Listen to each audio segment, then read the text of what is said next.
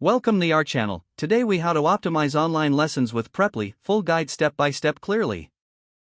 Start by setting clear learning goals for your online lessons. Identify the specific skills or knowledge you want to focus on. Share these goals with your students to ensure everyone is aligned. Next, choose the right platform for conducting your lessons.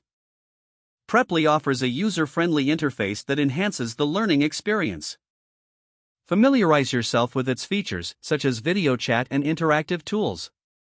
Prepare your lesson materials in advance. Utilize Preply's resources or create your own engaging content. Incorporate multimedia elements like videos or podcasts to cater to different learning styles. Schedule your lessons at times that best suit both you and your students. Flexibility can lead to higher attendance and engagement.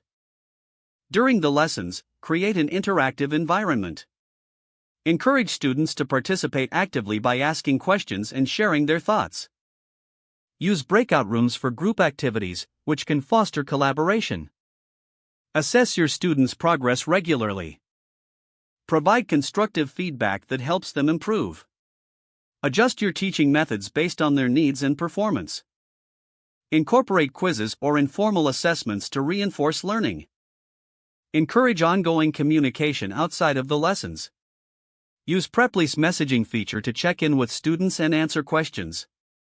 Offer additional practice resources to help them reinforce what they have learned. Finally, reflect on each lesson to identify areas for improvement. Gather feedback from your students to understand their perspectives. Continuously adapt your approach based on this feedback to enhance future lessons. By following these steps, you can optimize your online lessons using Preply effectively. If the page does not load, refresh the browser or try again in a private or incognito window. Make sure you are using the correct email address, then retype it carefully to avoid small typos. If your password is not accepted, use the reset option and create a new strong password you can remember. Don't forget to like this video and subscribe to our channel for more step-by-step tech guides.